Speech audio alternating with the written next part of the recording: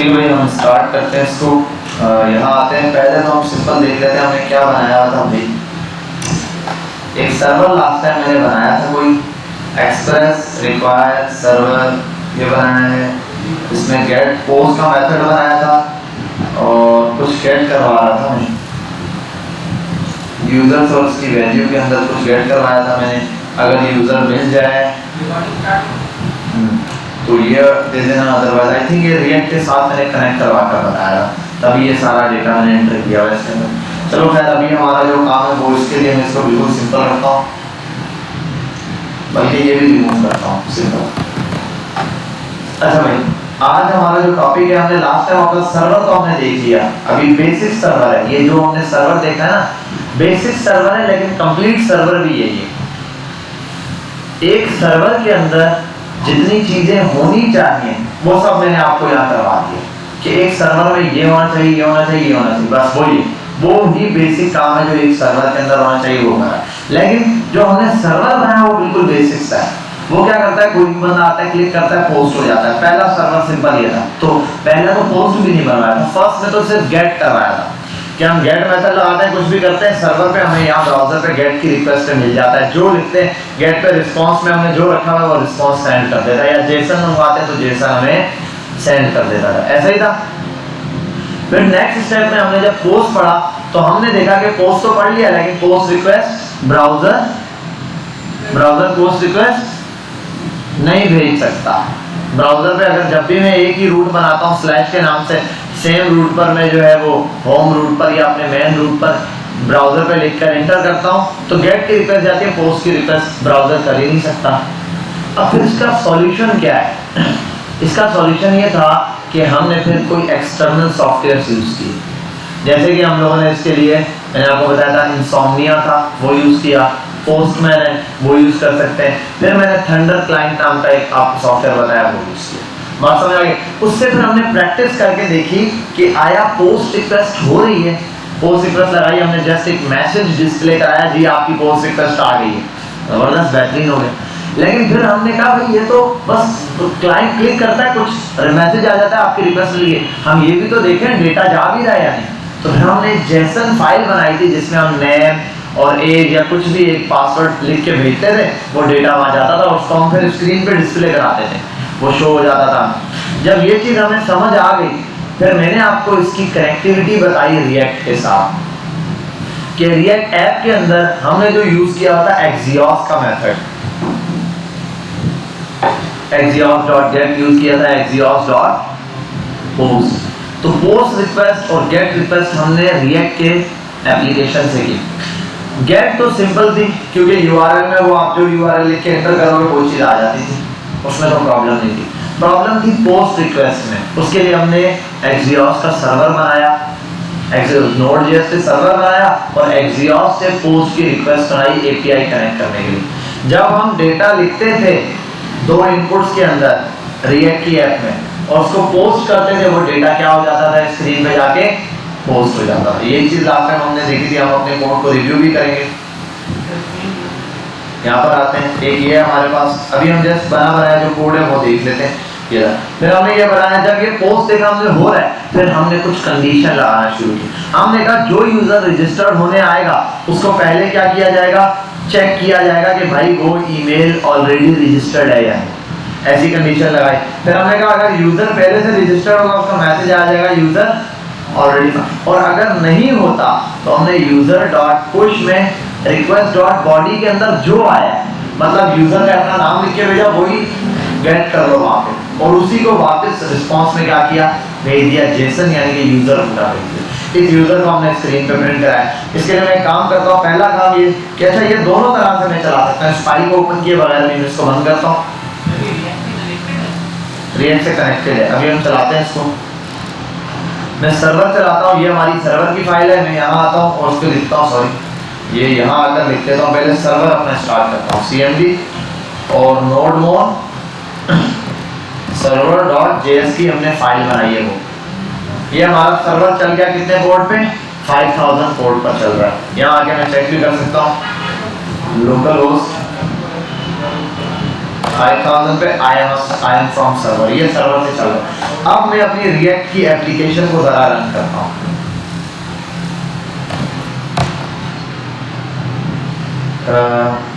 क्या था, npm start।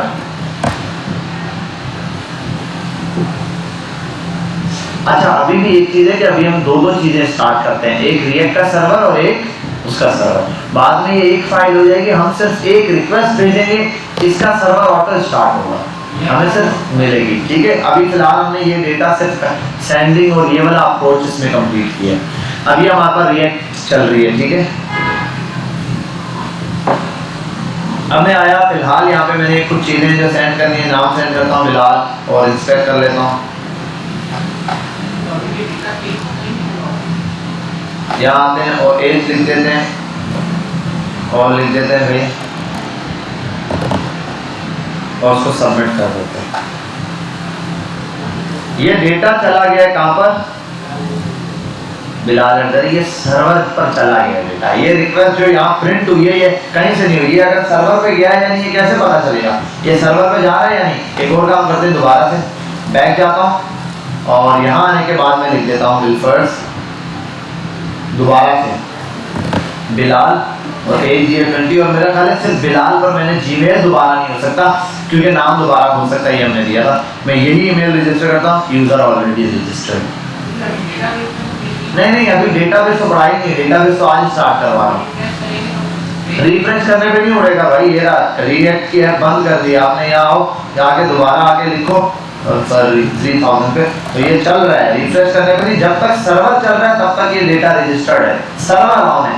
मतलब गूगल का सर्वर जब तक ऑन है ना, आपकी आईडी तब तक चल रही है। गूगल ने सर्वर बंद किया, आपकी आईडी बंद होगी। लेकिन गूगल सर्वर बंद करके ऑन करेगा तो आपका डेटा रहेगा वहां पे, क्योंकि डेटाबेस में से है। यहाँ अगर सर्वर बंद कर दिया तो डेटा उड़ जाएगा। जब तक सर्वर ऑन है तब तक डेटा है, सर्वर ऑन है कोई मसला नहीं। डेटा देखो, मैं दोबारा भेजता हूँ कि क्या वहां पर बिलाल है या नहीं। इसको देखो, रिएक्ट किया, दोबारा से नहीं कुछ नहीं, मैं दोबारा बिलाल भेजता हूँ कि kindly fill the all fields, पहले भेजता हूँ बिलाल, और अब उसको सबमिट करता हूँ। यूजर ऑलरेडी रजिस्टर्ड, भाई ये रजिस्टर मैंने तो किया ही नहीं, किया है ना थोड़ी देर पहले, सर्वर ऑन था इस पर। सर्वर, अब अगर मैं सर्वर बंद कर दूँ, देखो ये रहा, और सर्वर यहाँ से बंद होगा, नोड मॉन से कंट्रोल सी। अब अगर मैं यहाँ हूँ, रिक्वेस्ट भेजूं, बटन इज वर्किंग मैंने लगाया था यहाँ पे, और देखो रिक्वेस्ट नहीं गई, रिक्वेस्ट नहीं गई, रिक्वेस्ट नहीं गई। हमने प्रिंट करवाया था कि भाई रिक्वेस्ट नहीं जा रही आगे, क्यों, क्योंकि पोस्ट रिक्वेस्ट फोल्ड हो गई यहाँ पर। अब अगर मैं इसको ये करता हूँ, सर्वर भी बंद हो गया। अब मैं सर्वर दोबारा चलाता हूँ, अब जब यहाँ आऊंगा, इसको भी रिफ्रेश कर लेता हूँ, इसको भी रिफ्रेश करता हूँ, सर्वर भी चल गया, ये भी चल गया। अब अगर इसको पहले तो ये फिल करना पड़ेगा, यहाँ सबमिट करता हूँ। अब ये बिलाल दोबारा से रजिस्टर्ड हो गया, क्योंकि अब एक दफा सर्वर बंद हो चुका है डेटा। लेकिन डेटाबेस में जब स्टोर हो गया तो सर्वर ऑन होता है, सर्वर ऑन होते साथ डेटाबेस चेक करता है। अभी तक सर्वर से कितना काम कर रहा है, सर्वर ऑन हो गया, जब तक सर्वर ऑन है जो यूजर आएगा रजिस्टर्ड होगा, ठीक है। दूसरा रजिस्टर अगर आ रहा है, यूजर सेम रजिस्टर है, सर्वर ऑन है, तो सर्वर को वापस भेजता रहेगा। ये अभी, अब जब डेटाबेस हमारे पास होगी, वो क्या करेगी कि सर्वर बंद भी हो गया, डेटाबेस में डेटा सेव रहेगा। अब जब सर्वर ऑन होगा, पहले रिक्वेस्ट आएगी ऐप से सर्वर पे, सर्वर वो डेटा चेक करेगा डेटाबेस, क्योंकि डेटाबेस से डेटा रिमूव नहीं होता। डेटाबेस में डेटा रिमूव करने के लिए आपको पूरा ऑपरेशन करना पड़ता है, जैसे CRUD ऑपरेशंस होते हैं, क्रिएट भी करूंगा, अपडेट भी करूंगा, डिलीट भी करूंगा, ये सारे, ठीक है, रीड भी करूंगा। तो ये सारे हम तरीकेकार यहाँ पर देखेंगे। बात समझ आ गई? अभी तक जो हमने काम किया है वो हमारे पास ये काम है। अब इसके ऊपर मैंने आपको कहा था कि आप ये वाली जो मैंने बनाई थी, यूजर नाम दिया था मैंने, जैसे यहाँ दिया था वेलकम यूजर नेम दिया, यहाँ मैंने आपको कहा था आप यूजर का नेम डिस्प्ले कराओगे, ठीक है। ये आप लोगों को होमवर्क दिया था, यूजर का नेम, मैंने कहा था पिक्चर का URL भी ले लेना, ये भी ले लेना, यूजर से सारी डिटेल लेके पूरा एक पोर्टफोलियो सामने दिखा देना कि भाई नेक्स्ट पेज पे जाते साथ एक पूरी स्क्रीन आ जाए, यूजर की प्रोफाइल पिक्चर, यूजर का नाम और जो भी चीज़ आप देना चाहते हैं। हाँ, उसमें इसीलिए तो लास्ट 2 क्लासेस में मैंने ये पूरा 0 से रिपीट करके कनेक्ट करा के आपको दे दिया था। फिर मैंने ये इनपुट तक करवा दिया, ये पूरा लास्ट क्लास का काम है हमारा, ये पूरा यहाँ तक लास्ट क्लास का काम है हमारा। ठीक है, इसमें मैंने लॉगिन ऑथेंटिकेशन पूरा दोनों करवा दिया है, ये लॉगिन होगा, ये नहीं लॉगिन होगा, वो नहीं लॉगिन होगा, पेज बैक को सारा हमने करवा दिया था। ठीक है, यहाँ आते हैं, अब हम देखते हैं यहाँ पर कि भाई ये तो हो गया। ठीक, अब डेटाबेस की बात आती है, भाई डेटाबेस कौन सा यूज करना है। देखो हमारा जो कोर्स है, अब डेटाबेस कोई भी है, ये एक अलग बहस है कि भाई एसक्यूएल इज बेटर या फिर जो है वो मोंगोडीबी इज बेटर, कौन सी बेटर है, एक अलग बहस है। और एक बहस ये भी है कि भाई हम जो कोर्स कर रहे हैं, जो हमारा मोटिव है, जो मार्केट में जिस चीज की डिमांड है, वो एक सिर्फ मोंगोडीबी पढ़ने वाले शख्स की नहीं है कि आपने मोंगोडीबी सीख ली, भाई मैं डेटाबेस में काम नहीं। अगर कोई डेटाबेस डेवलपर है, वो कहता है मैं डेटाबेस डेवलपर हूँ, इसका मतलब ये नहीं आप कौन सी डेटाबेस पे काम करते हो, उससे कभी भी ये सवाल नहीं होगा। उसको एसक्यूएल का भी कोड दिया जाएगा, उसको मायएसक्यूएल का भी दिया जाएगा, उसको जो मुख्तलिफ उसका डेटाबेस का कोड दिया जाएगा, बोलेगा ये सॉल्व करो, क्योंकि आप डेटाबेस डेवलपर हो, आपको हर डेटाबेस पे काम आना चाहिए। ठीक है, ये फिर इसी तरीके से अगर कोई कहता है मैं बैकएंड डेवलपर हूँ, तो बैकएंड डेवलपर है तो भाई जाहिर सी बात है, अगर सिर्फ बैकएंड डेवलपर है तो सिर्फ नोड.जेएस का नहीं होना चाहिए, फिर आप मुख्तलिफ एक्सपर्टीज रखते होगे। अब बैकएंड का कोई भी कोड आ गया, एक बार मैंने आपको पूरी वेबसाइट दी, बोला यार मेरी वेबसाइट है, इसमें थोड़ी सी चेंजिंग करनी है, उसमें कोड दिया, उसका बैकएंड बना हुआ था C++। अब आपको देखना पड़ेगा, अब आपको C++ भी देखनी पड़ेगी, अब आपको पाइथन है तो पाइथन देखनी पड़ेगी, R है तो R, ये सारी चीजें देखनी। फिर अगली कैटेगरी आपके पास आ जाती है कि भाई आपने अगर बिल्कुल फ्रंट एंड के ऊपर बोलता है, कोई बंदा कहता है मैं फ्रंट एंड डेवलपर हूं। अब कंप्लीट फ्रंट एंड डेवलपर कौन सा है भाई, है ना फ्रंट एंड डेवलपर, भाई आप HTML CSS bootstrap JavaScript talent CSS ये सब आनी चाहिए, टैलेंट CSS भी आनी चाहिए जो फ्रंट एंड की तरफ जा रहा है, बूटस्ट्रैप भी उसको आनी चाहिए, ये सारी चीजें आनी चाहिए एक फ्रंट एंड। रिएक्ट भी आनी चाहिए अगर वो रिएक्ट के लिए गया, लेकिन अगर जो मंस्टैक गया है ना, उसका काम ही है कि भाई मैं आपको बता रहा हूँ, अगर वो मुझे जी अच्छा पाइथन का क्या कोड होता है, तो उसको बोलना है भाई मैं तेरे सामने डिग्री इंजीनियरिंग की लाया हूँ और तू मेरे से सवाल डॉक्टरी के पूछता है कि ऑपरेशन कैसे होता है, उससे ये पूछो भाई इस चीज की इंजीनियरिंग है, इसमें आप बताओ, तो मंस्टैक का टैग ही इसीलिए, क्योंकि आप मंस्टैक, और मार्केट में अभी बूस्ट होती हुई फील्ड जो है मंस्टैक है। मंस्टैक से अगला स्टेप अगर आप ले जाओ, इसी के अंदर चेंजिंग है, मैंने कहा इसी के अंदर चेंजिंग है। रिएक्ट से अगला स्टेप नेक्स्ट.जेएस आ गया, नोड.जेएस के अंदर फ्रेमवर्क चेंज हो जाएगा। अब मैंने कहा ना एक्सप्रेस भी जो मैंने आपको पढ़ाया है, क्या जो मैंने आपको पढ़ाया वो पूरा कोड मैंने आपको यहाँ से नहीं छाप के दिखाया था, वेबसाइट पे जाके पूरा कोड लाइन बाय लाइन मैंने कहा यहाँ से कॉपी करो, स्टेप बाय स्टेप सिखा रहा है। अभी देखना थ्रेड ऑपरेशन बताऊंगा स्टेप बाय स्टेप। एक आपने खुद सीखना है, एक डेटाबेस कैसे सीखनी है, आपने एक सर्वर बनाना सीखना है, आपने एक फ्रंट एंड एप्लीकेशन सीखनी है, आपने एक प्रोग्रामिंग लैंग्वेज अच्छे से की जानी है, बाकी सब इजी हो जाएंगे। बाकी प्रोग्रामिंग लैंग्वेज के अंदर कोई एक आध लैंग्वेज है जिसमें थोड़ा सा कॉन्सेप्ट चेंज हो जाता है, जैसे अगर आप बात करोगे, अगर आपने प्रोग्रामिंग लैंग्वेज पढ़ी है लेकिन आपने ऊप का कॉन्सेप्ट नहीं पढ़ा, ऑब्जेक्ट ओरिएंटेड प्रोग्रामिंग नहीं पढ़ी, तो थोड़ा सा चेंज हो जाएगा। भाई वहाँ पे क्लास ऑब्जेक्ट्स यूज होते हैं, आप फंक्शनल पे काम करते हो, कोई मसला नहीं, लेकिन आपको प्रोग्रामिंग आती है, आप थोड़ा सा देखो होगा वहाँ पे भी फंक्शंस ही हैं, क्लासेस ही हैं। अब क्लासेस में थोड़ा सा डिफरेंस है, क्लास क्या होती है आपको थोड़ा सा समझना पड़ेगा, ट्यूटोरियल पढ़ोगे आपको पता चल जाएगा, बाद में ऑब्जेक्ट इसी तरह बनेगा, एरे उसी तरह है, फंक्शन इसी तरह है, स्ट्रिंग वही है, नंबर वही है। नंबर में कुछ लैंग्वेजेस में डिवीजन आ जाता है, भाई कहीं फ्लोट भी यूज होगा, और भी चीजें यूज होंगी, मुख्तलिफ चीजें, ठीक है। कैरेक्टर उठाते हैं, वो कैरेक्टर उठाएगा ही नहीं। कुछ ऐसे हैं जिनमें एरे को डिफाइन करना पड़ता है भाई, कि अगर आप जब तक डिफाइन नहीं करोगे एरे में कौन सा डेटा आना है, एरे में जाएगा नहीं। ऐसे ही डेटाबेसेस के ऊपर भी डेटाबेस भी डिफाइन मांगती है, भाई पहले डेटा बताओ कौन सा डेटा आ रहा है इस फील्ड में। टाइपस्क्रिप्ट में ये टाइपस्क्रिप्ट और जावास्क्रिप्ट के अंदर बड़ा डिफरेंस ही यही आता है। जावास्क्रिप्ट में सबसे बड़ा जो इशू आ जाता है कहीं जाकर किसी पॉइंट पर, वो ये होता है कि जावास्क्रिप्ट नंबर को भी स्ट्रिंग में कन्वर्ट कर देती है कहीं। हाँ, इस वजह से हम क्या करते हैं कि टाइपस्क्रिप्ट यूज कर लेते हैं, लेकिन कोई इतना बड़ा डिफरेंस नहीं है कि भाई यार मैं, क्योंकि मैं रिएक्ट नेटिव पे काम करता हूँ, रिएक्ट नेटिव पे जो काम होता है वो ज्यादा टाइपस्क्रिप्ट के ऊपर होता है, नेटिव वाला बेस। अब मैं रिएक्ट का डेवलपर हूँ, रिएक्ट नेटिव पे भी बना देता हूँ। थोड़ी सी चीजें चेंज होंगी आपकी, ऐसा नहीं है कि बिल्कुल ही आप जीरो से वो आपको कुछ आता ही नहीं, ऐसा नहीं होगा। एक स्टेप आ गया, अब दूसरी चीज सीखना है थी।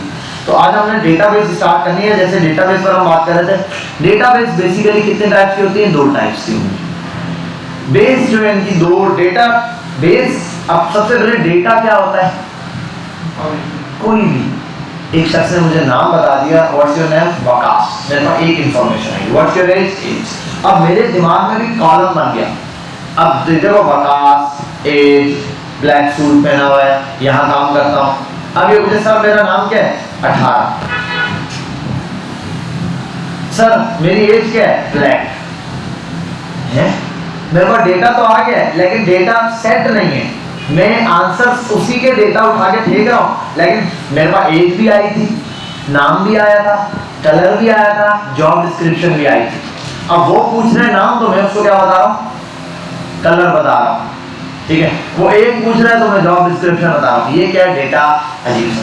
तो ये इंफॉर्मेशन तो आ रही है लेकिन एक ऑर्गेनाइज फॉर्म में इंफॉर्मेशन को रखना, जो चीज़ मांगी गई है वो चीज़ देना, ये हम डेटाबेस के अंदर कर रहे होते हैं, डेटा को ऑर्गेनाइज फॉर्म में रखते होते हैं। और असल में बेस क्या है, सिंपल एग्जांपल देता हूँ, इसकी आसान से आसान एग्जांपल। कोई पूछे डेटाबेस क्या है, आपके जो कपड़े हैं ना वो डेटा है, और जो कवर्ड है ना वो डेटाबेस है।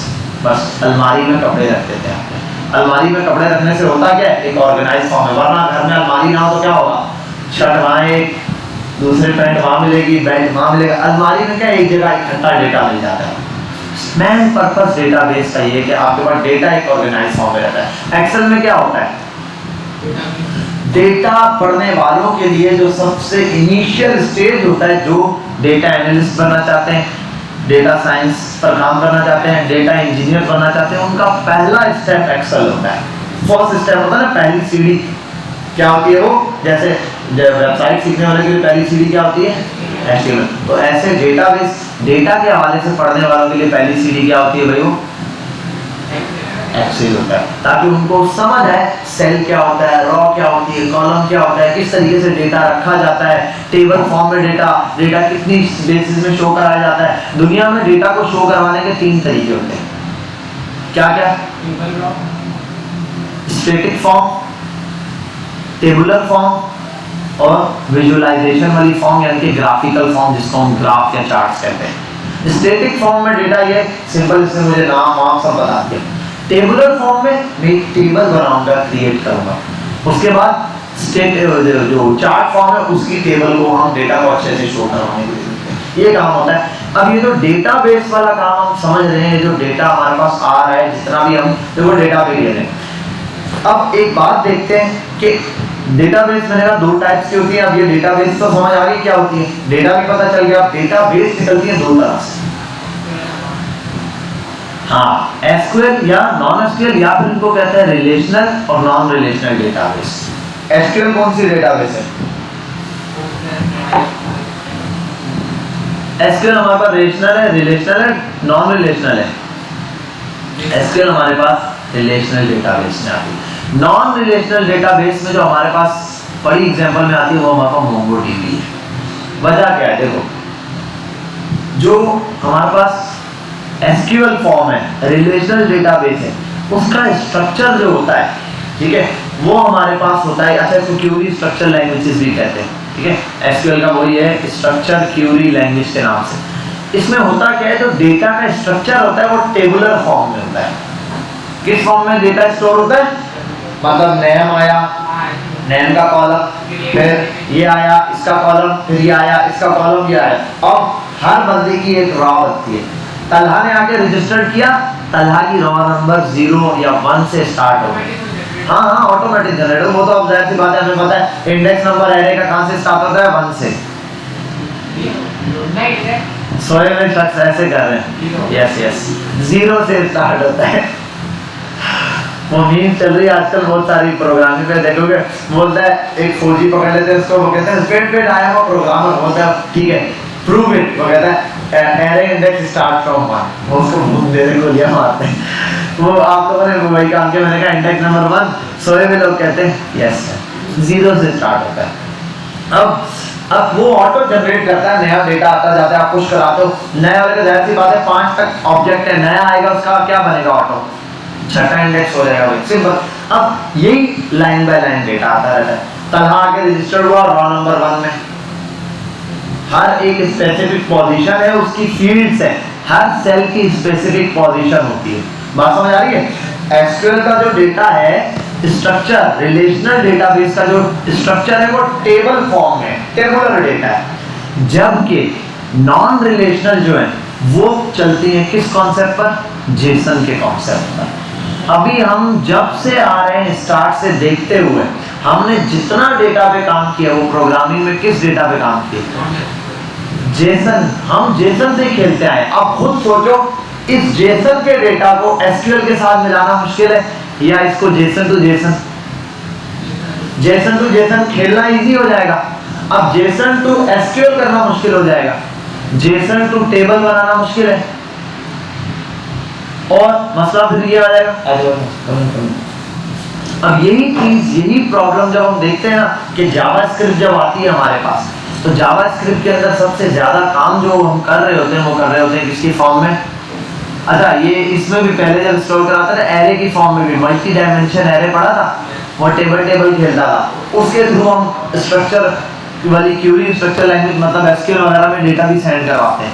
उसमें क्या होता है, टेबल फॉर्म, वो उसको देखो उसमें से डेटा निकालना कितना मुश्किल है, जेसन से निकालना कितना इजी है। खुद सोचो मल्टी डायमेंशन एक एरे दूं तुम्हें, उससे डेटा निकालना मुश्किल है, या फिर एक ऑब्जेक्ट जेसन टू ऑब्जेक्ट से डॉट लगाओ, जहां एरे है वहां इंडेक्स नंबर लिख दो, वो ऑटो डिटेक्ट करके आपको दे देगा। अब इस पे आते हैं थोड़ा सा परफॉर्मेंस बेस्ड काम पर आते हैं, ठीक है। पहले तो ये आ गया कि भाई हमने डेटाबेस समझ आ गई क्या होती है, डेटा समझ आ गया, उसके ऊपर हमने दो टाइप्स पढ़ी है, कौन सी वाली, एसक्यूएल और नॉन एसक्यूएल, या रिलेशनल और नॉन रिलेशनल। एसक्यूएल बोलेंगे ना तो एसक्यूएल या नॉन एसक्यूएल, नॉन एसक्यूएल में समझ नहीं आती है, ये नॉन एसक्यूएल का मतलब मोंगोडीबी है, आप समझो। अब हम जो पढ़ने जा रहे हैं मोंगोडीबी है। अब इसको पढ़ने की खास वजह क्या है, अब देखो अगर मैं बात करूं पाइथन के हिसाब से, पाइथन पे सर्वर बनाया हुआ है, पाइथन पे हम गेम खेल रहे हैं, तो फिर तो इसके लिए एसक्यूएल बहुत अच्छी रहेगी। हालांकि पाइथन पर भी जेसन में भी डेटा आता है, पाइथन का डेटा भी जेसन में होता है, ठीक है, पाइथन पूरा एपीआई जेसन में बनती है, ऐसा नहीं, लेकिन पाइथन वगैरह जो है उसमें डेटा एसक्यूएल का इजीली हैंडल हो जाता है एसक्यूएल में। लेकिन जब बात आती है ना हमारी इसकी मन स्टैक के लिए, तो हम प्रेफर करते हैं किसको, मोंगोडीबी को। जैसे मैंने कहा कि भाई फ्रंट से स्टार्ट तक जावास्क्रिप्ट चलती रही, बैकएंड तक पूरा, तो एक तो हमें ये कॉम्बिनेशन मिल गया। दूसरा जो नोड जैसे ये जो लैंग्वेज आ रही है ये पूरा काम ही करेगी किस पर, जेसन के ऊपर। तो जब जेसन पर ही हमारा काम है, टोटली काम होना ही जेसन पर है, तो हम फिर ऐसी डेटाबेस ढूंढे जिसने स्टोर किसमें करवाना है, जेसन में करवाना है, बस। दोनों की परफॉर्मेंस एक ही जैसी दिखेगी। ये होता है कि कुछ बड़े हाईली प्रोग्राम्स जो है ना वो बनते हैं एसक्यूएल के ऊपर, ठीक है। कुछ बड़े हाईली प्रोग्राम्स ऐसे भी हैं जो आप जस्ट बनाते ही किस पर है, जैसे अगर आप देखो बड़ी बड़ी कंपनीज हैं, उनका बड़ा बड़ा डेटा है। अच्छा ये डेटाबेस जो ये ना बड़ी बड़ी कंपनीज अपना पर्सनली डेटाबेस बनाते हैं, वो फिर बनाते हैं एसक्यूएल के ऊपर। अच्छा एसक्यूएल है पुरानी, एक मार्केट के अंदर उसका रोग भी है, जैसे मार्केट के अंदर पीएचपी का अभी भी रोग है एक किस्म का, क्योंकि जमाने से चल रही है, इतनी जल्दी इसको खत्म नहीं किया जा सकता। चल रही है पीएचपी के, अभी भी डेवलपर बैठे हैं काम कर रहे हैं, तब आके 2-2 ढाई लाख रुपए की सैलरीज है पीएचपी डेवलपर्स की। हाँ बैकएंड पीएचपी पे काम कर रहे होते हैं भाई, हमारे साथ भी बैठे हैं एक पीएचपी के डेवलपर, पीएचपी पे जमाने से लोग काम कर रहे हैं, ऐसा नहीं है पीएचपी खत्म, पीएचपी पर भी काम है। लेकिन वही बात है कि मार्केट के हिसाब से हम लोगों ने क्या करना है, बूस्ट करना है। तो अभी जो हमारी मार्केट चल रही है वो सबसे ज्यादा बूस्ट कर रही है मार्केट्स के अंदर। अगर एआई साइड पे जाओ तो पाइथन लैंग्वेज है तबाही मचाई होगी, ठीक है। हाँ वो सब AI artificial intelligence chat GPT type की पाइथन पे चल रही है। और जब सर्वर साइड पर आते हैं ना हम लोग, तो ये नोड.जेएस हमारे पास सर्वर साइड पे चल रहा है और फ्रंट एंड है जावास्क्रिप्ट है। और नोड.जेएस को भी सबसे ज्यादा इसलिए प्रेफर नहीं किया जाता कि सर्वर साइड पर लैंग्वेज नोड.जेएस आ गया, नोड.जेएस को यूज करेंगे सबसे जबरदस्त। और पहली बात ये कि एक प्रोग्रामर के लिए आसानी है एक लैंग्वेज पे ग्रिप बनाना। अभी देखो मैंने आपको स्टार्ट से अब तक फ्रंट एंड भी सिखा दिया, बैक एंड भी सिखा दिया, मैंने कौन सी लैंग्वेज सिखाई, कोई होती दूसरी लैंग्वेज सिखाई। अभी हम ये होता अगर ये कोर्स फुल स्टैक का सिखा रहा होता तो ये कम से कम 1.5 साल का चला जाता, 2 साल पे पहुंच जाता ये, क्योंकि मैं पहले आपको पूरी जावास्क्रिप्ट पढ़ाता, उसके बाद फ्रंट एंड रिएक्ट पढ़ा देता, उसके बाद नोड.जेएस होता नहीं, पीछे पाइथन सिखा रहा होता। C++, तो वो सिखाता वो एक अलग, फिर सिंटैक्स याद रखना, फिर उनका कॉम्बिनेशन बनाना, फिर अक्सर है तो इसका फाइल इसकी फाइल से मैच नहीं कर रही, बहुत सारे मसले मसाइल आते हैं। इस वजह से हम क्या कर रहे होते हैं, बैकएंड पे कोशिश करते हैं कि Node.js को यूज करें। लेकिन अब Node.js और पाइथन को कंपेयर किया जाए तो क्या प्रॉब्लम है? प्रॉब्लम आती है एक रिस्पॉन्स टाइम में। Node.js चलता है एसिंक्रोनस वे होता है ना, जैसे एसिंक्रोनस वे अवेट लगाते हैं जैसे हम लोग ये, हाँ। अब ये वाला जब हमारे पास कॉन्सेप्ट आता है ना तो इसके अंदर थोड़ी प्रॉब्लम हो जाती है, एक, और पाइथन दूसरा। अब देखो जब हमारे पास Node.js पर और पाइथन पे रिक्वेस्ट आती है, दोनों में आगे पहला यूजर आया इसने रिक्वेस्ट दी, दूसरा यूजर आया इसने रिक्वेस्ट दी। अच्छा, जो Node.js है वो असल में जो लैंग्वेज है वो सिंक्रोनस है, ठीक है, एसिंक्रोनस होती नहीं है, हम उसको बनाते हैं, ठीक है, वो सिंक्रोनस है। पाइथन जो है एसिंक्रोनस है। एसिंक्रोनस और सिंक्रोनस होता क्या, ये लफ्ज आपने समझ लिया। एसिंक्रोनस और सिंक्रोनस में फर्क ये है कि सिंक्रोनस का मतलब होता है एक बंदा आया, स्टूडेंट आया, एक इसकी एक प्रॉब्लम है, मैं आया इसकी प्रॉब्लम सॉल्व करने, जब तक इसकी पूरी प्रॉब्लम सॉल्व नहीं होगी चाहे 2 घंटे भी लग जाए, मैं नेक्स्ट यूजर को नहीं देखने वाला। अब ये सर्वर के लिए तो बहुत पंगा है। अब मसला ये है कि 10,000 लोगों ने एक साथ रिक्वेस्ट डाली, 100 लोगों ने एक साथ रिक्वेस्ट डाली, वो पहले एक को देखेगा, जब तक फर्स्ट वाला क्लियर नहीं हो जाता, मतलब उसने रिक्वेस्ट डाली, रिक्वेस्ट तो आ गई, उसको जब तक पूरा रिस्पांस नहीं मिल जाता तो अगली रिक्वेस्ट भी नहीं लेने वाला है, मैं अगली रिक्वेस्ट ही नहीं ले सकता क्योंकि मैं यहाँ पे बिजी हूँ टोटल, ठीक है। ये अब पाइथन बाय डिफॉल्ट क्या होती है, एसिंक्रोनस। पाइथन को आया, इसने रिक्वेस्ट दी, इसकी भी दे दी, सबकी रिक्वेस्ट लेता जाता है और सबको साथ रिस्पांस देता है। लेकिन पाइथन की एक अच्छी बात है, पाइथन साथ रिस्पांस देने में बहुत फास्ट है। अगर साथ रिस्पांस देने में उसको ले आओ Node.js को, वो स्लो पड़ जाएगा। लेकिन Node.js की परफॉर्मेंस एक काम में अच्छी है कि भाई जब पहला बंदा आया उसको जितना आंसर देना दिया, अब हम वहाँ एक मेथड लगा देते हैं एसिंक्रोनस और अवेट का। उसके कुछ फंक्शंस है कि भाई बात सुनो, इसको रिस्पांस, आप इसको रिक्वेस्ट ले लो, इसकी रिक्वेस्ट लेके अलग से एक प्रोसेस चला दो। क्या चला दो? अलग से एक प्रोसेस। इसकी रिक्वेस्ट लेके अलग से प्रोसेस चलाएगा, इसको वेट पे डाल देगा, इसका प्रोसेस अलग चल रहा है, अब दूसरे बंदे को डील कर लेगा। अब हर प्रोसेस, ये ऐसा नहीं है हर प्रोसेस के लिए इसको नए पे डालेगा। अगर हर प्रोसेस के लिए नए बनाता जाएगा तो आपका कंप्यूटर में, आपके कंप्यूटर में एक बंदे के ही 4-5 प्रोसेस हो जाएंगे।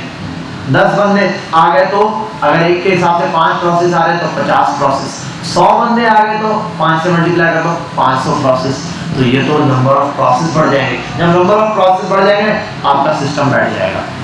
तो इस काम में पाइथन फेल हो जाता है। लेकिन क्या Node.js यहाँ कामयाब है, क्योंकि Node.js एट अ टाइम एक रिक्वेस्ट लेता है, सिस्टम पे लोड नहीं डलता।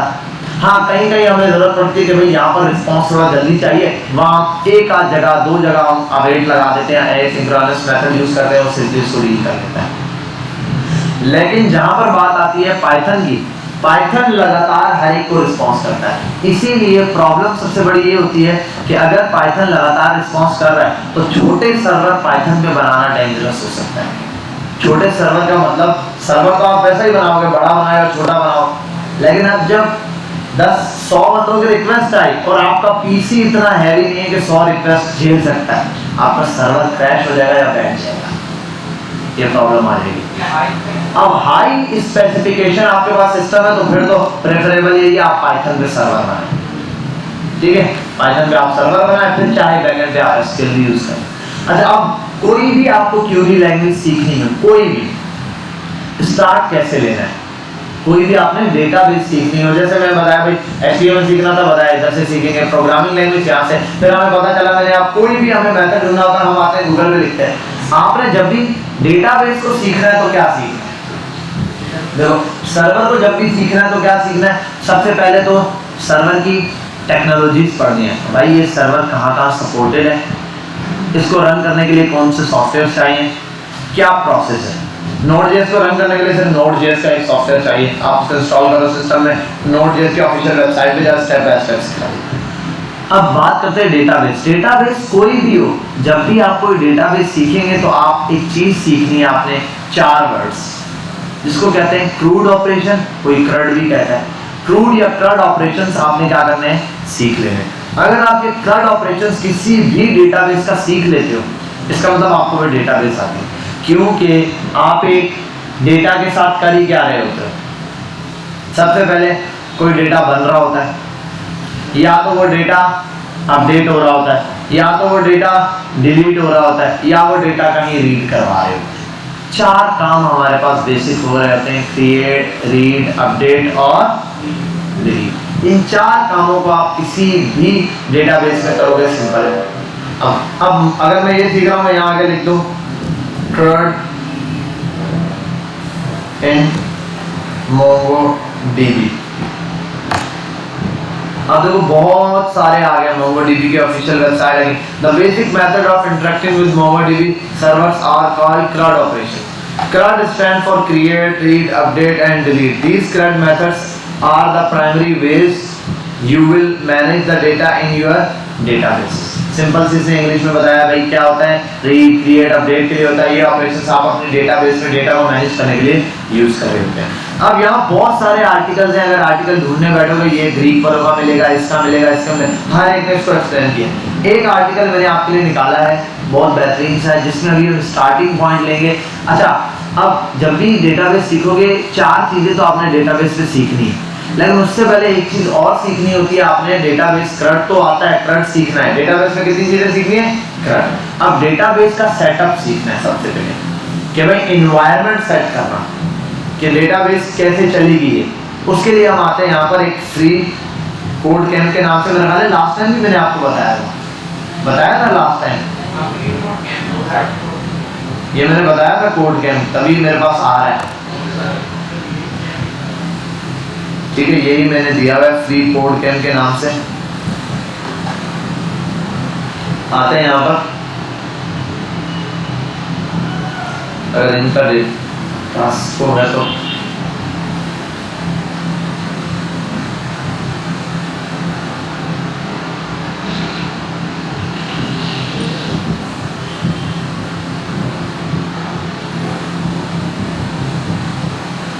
कहाँ गया। अच्छा, ये एक है बहुत जबरदस्त ट्यूटोरियल। अरे सारे ही दिए हैं। आते हैं यहाँ पर इन दिस आर्टिकल। इस आर्टिकल पे हम क्यों आए, क्योंकि ये हमारे काम का है REST APIs using node, express and Mongo. जो चीज हमें चाहिए एज इट इज हमें मिल रही है। क्यों, क्योंकि यहाँ पे नोड भी यूज किया, इसने एक्सप्रेस भी यूज किया और MongoDB भी यूज। तो ये तो बहुत सिंपल सा हमारे पास है। ये लिंक भी वैसे मैं शेयर कर दूंगा आपके साथ। आपने आना है यहाँ पर simple, let's do it basic setup. पहला बेसिक सेटअप क्या करेगा, जाहिर सी बात है उसने कहाँ से शुरू करना है, नोड से। तो नोड के हिसाब से वो पहले आपको सर्वर बनाना सिखाएगा। इसने कहा आप npm init करें किसी भी फोल्डर पे पूरा डिटेल से, फिर पैकेज जेसन की फाइल बनाएं, नेम दें, उसके बाद ये डिटेल बनाएं, ऐसे चलते हैं। ठीक है भाई, यहाँ तक हो गया। npm i, एक्सप्रेस, मोंगो, ये सब इंस्टॉल करने का कहना है। अच्छा, ये 3 चीज़ों को तो आप जानते होंगे, 2 को तो आप बिल्कुल फैमिलियर है। npm i, एक्सप्रेस, ये तो आपको पता है इंस्टॉल करने का। npm i नोडमोन, ये भी पता है। एक और स्टार्ट करेंगे npm i मोंगोज। हमारा जो सर्वर चल रहा है उसमें हमने एक्सप्रेस इंस्टॉल किया है, हम उसी सर्वर में काम करेंगे। हमने नोडमोन इंस्टॉल किया है, ठीक है। और अब हमारे पास क्या चीज रहती है, मोंगोज रहता है। अच्छा, एक और चीज दी है .env, ठीक है, इसको याद रखना। मैं एक env की फाइल बनाऊंगा, आपको समझाऊंगा कि .env वाली फाइल क्या करती है। हमारी उस एक्चुअल फाइल के अंदर सर्वर वाले फोल्डर में जाके हम ये बनाएंगे और मैं बताऊंगा ये क्या काम कर रही है, हम इसको क्यों यूज करते हैं। क्या, हाँ मैं बताता हूँ आपको। अच्छा, यहाँ आते हैं, इसको लेकर आते हैं npm i और मोंगोज है ना पूरा। इसको हमने करना है सर्वर पे अपने सबसे पहले इसको इंस्टॉल। यहाँ से इसका बंद कर देता हूँ, सर्वर चल रहा है अभी भी। यस, ये भी बंद, सर्वर भी आई थिंक बंद कर दिया मैंने।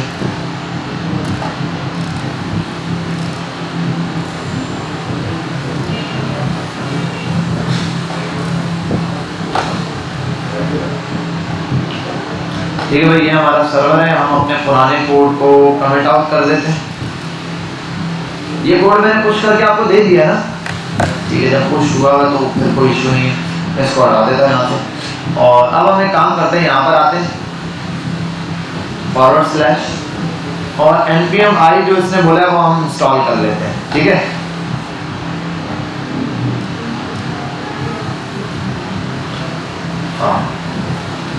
npm i इंस्टॉल क्या कर रहा है, mongoose और एक्सप्रेस तो हुआ इसलिए मैं सिर्फ npm i mongoose कर देता हूँ। ये इंस्टॉल होता है, तब तक हम आगे देखते हैं भाई ये क्या चाहता है हमसे। जी भाई पहले नंबर पे आप ये इंस्टॉल करें सब, हमने कहा भाई हमारे पास ये इंस्टॉल है, ये इंस्टॉल है, ये इंस्टॉल करें, इसकी भी जरूरत नहीं है, मैं बता देता हूँ आपको क्या किस लिए यूज करते हैं। फिर मैंने कहा एक्सप्रेस भी आ गया, आपने ये यूज करने के लिए पहला काम है const express require express, ये जानते हो क्या है? सिंपल इसको कॉपी करो या ये दोनों ही कॉपी करो, आते हैं यहाँ पर, और ये हो गया mongoose इंस्टॉल हो चुका है, ठीक है। डिलीट यहाँ आते हैं। पहले जस्ट कनेक्शन करना सीखेंगे आप कि किस तरीके से कर रहा है। हमने अपनी डेटाबेस कनेक्ट करके चला देनी कि भाई डेटाबेस कनेक्टेड हो चुकी है। इसने एक्सप्रेस रिक्वायर से एक्सप्रेस मंगवाया, mongoose से क्या मंगवा रहा है, रिक्वायर किया mongoose चाहिए, mongoose उसी की डेटाबेस को बोलते हैं, ठीक है भाई। ओके हो गया। आगे क्या करना है, इसने कहा const express mongoose ये आप कर चुके, आगे ये करो const app express। मैंने कहा ठीक है हमें ये बात पता है, लेकिन हम अभी ट्यूटोरियल फॉलो कर रहे हैं ना, स्टेप बाय स्टेप करते हैं। आगे चलो भाई, अगले स्टेप पे क्या आएगा, ये लो जेसन बनाओ, ठीक है भाई। हमने कहा जैसे आप कह रहे हो बना दिया। इसने पोर्ट यहाँ दिया, मैं इसको ऐसे भी कर सकता हूँ पोर्ट, और यहाँ पे भी लिख सकता हूँ क्या पोर्ट, और यहाँ एक वेरिएबल बना लेता हूँ const पोर्ट बराबर है 3000, और 3000 भी हम इसको कर देंगे 5000, क्योंकि 3000 पे हमारा रिएक्ट की भी चलती है, इस वजह से इसको जस्ट 5000 कर देते हैं। यहाँ तक कोई मसला किसी को, ठीक है। अभी जस्ट कॉपी पेस्ट किया है, ये कोड हम एक्सप्लेन कर देंगे। इसमें दो ही चीजें अभी तक, सिर्फ एक ही चीज नहीं देखी है ये भाई, बस बाकी सब पुराना है। आगे आते हैं, अगला स्टेप है, ये कह रहा है ये स्क्रिप्ट है, आप सर्वर अपना रन करके देख सकते हो कि सर्वर चल रहा है नहीं। हम चलाते हैं, चलो भाई सर्वर चलाते हैं, हमें पता है हम सर्वर चलाएंगे, सर्वर क्या होगा, चलेगा भाई। सर्वर ने क्या करना है, चलना है ये npm o nodemon server.js। अच्छा भाई बात सुनो, यहाँ नोडमोन बहुत सारे बच्चों का नहीं चलता, ठीक है। जिनका नहीं चलता नोडमोन लिख के इंटर मारो, नहीं चले एरर आ गया, वो एरर उठाओ कॉपी करके उस पर लिखो। चैट जीपीटी पे मैंने भी सेम काम किया था, ये एरर आ रहा था, क्या एरर है, गूगल पे सर्च किया, उस पर गया स्टैक ओवरफ्लो पे, वहाँ कोई क्लियर समझ नहीं आया, मैंने जाके चैट जीपीटी में मैंने कहा ये मैंने कोड लिखा है, मैं यही कोड लिखता हूँ, राइट करता हूँ CMD पर और रन करता हूँ, मेरा नोडमोन चल जाता है। लेकिन नोडमोन का सर्वर VS कोड के अंदर नहीं चलता, तो उसने कहा आपका VS कोड का एनवायरनमेंट सेट नहीं हुआ हुआ नोडमोन के हिसाब से। तो फिर मैंने कहा कैसे सेट करना है, उसने 3 कमांड्स बोली, पहली ये चलाओ, ये चलाओ, मैंने पहली चलाई ओके, दूसरी चलाई ओके, तीसरी चलाई ओके, मैंने रन किया, एरर चेंज होकर आया कुछ और, मैंने वही एरर कॉपी किया, मैंने ये अब ये वाला एरर डिस्प्ले कर रहा है सिंपली।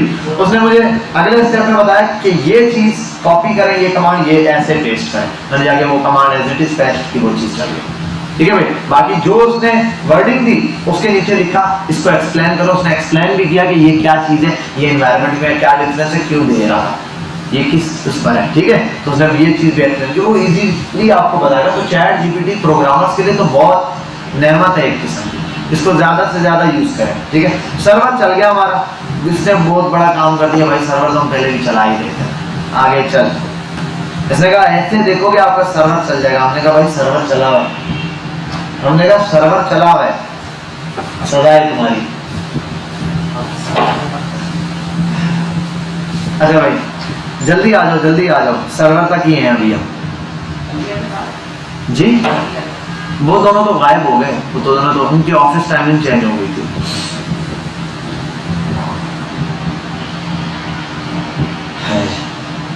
चलो ये बच्चा आ जाए, शायद यहाँ तक तो हम सर्वर तक तो पढ़ चुके थे। अब यहाँ से हमने डेटाबेस स्टार्ट करनी है, डेटाबेस का लिंक, डेटाबेस की वेबसाइट पर जाएंगे, डेटाबेस बनाएंगे, कोड देखेंगे, क्या क्या चीजें उनको समझेंगे। आओ बैठो, अभी तक हमने सिर्फ सर्वर पुराना बनाया, डेटाबेस अभी स्टार्ट करने लगे।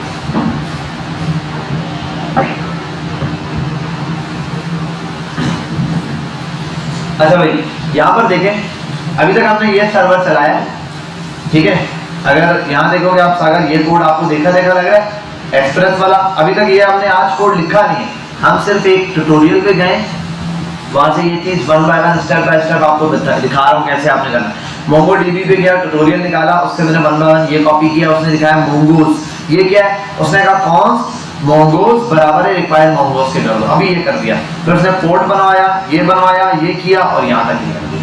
उसने कहा सर्वर चलाओ, हमने सर्वर चलाया तो सर्वर प्रॉपर चल रहा है, कोई मसला नहीं, लेकिन अभी डेटाबेस है नहीं, उसने सिर्फ मोंगोज मंगवाया है, मोंगोज को यूज नहीं किया, सही है, मोंगोज सिर्फ मंगवाया यूज नहीं किया। अब आते हैं यहाँ पे, यहाँ तक सर्वर तक हम सब ये चीज जानते हैं। अब इसके बाद इसने एक लिंक दिया है, how to configure the MongoDB database. Database configure कैसे करनी है, ये स्टेप इसने दरम्यान में डाला है, मैं आपको ये स्टेप एंड में करवाऊंगा, ठीक है। पहले हम पूरा कोड वाला, क्योंकि मैं चाह रहा हूँ एक ही स्क्रीन पे रहे, डबल स्क्रीन पर घूमते रहेंगे तो पागल हो जाएंगे, तो हम एट अ टाइम एक ही स्क्रीन पे रहते हैं फिलहाल, उसके बाद हम अपनी स्क्रीन पर भी जाएंगे डेटाबेस पर। पहला काम ये करते हैं, इसने मुझे कहा, मैंने कहा ठीक है ये काम समझ आ जाएगा मुझे, या अगर साथ साथ भी करो तो कोई इशू नहीं है। इसने ये भी दिया, इसने ये भी दिया, इसने कहा ये रिक्वायर वाली कॉन्फ़िगर है, ये भी लगा सकते हो, डेटाबेस यूआरएल भी, चलो अब ये लगा ही देते हैं। एक काम करते हैं हम, ये लिंक इसने यहीं दिया हुआ, वरना डेटाबेस मोंगोडीबी के लिए, मोंगोडीबी का अपना अकाउंट है, आप एटलस वालों का, आप उस वेबसाइट पर भी जा सकते हो, वरना यहाँ से इसने लिंक दिया हुआ है। एक मिनट न्यूज़ में ओपन कर लेता हूँ इसको,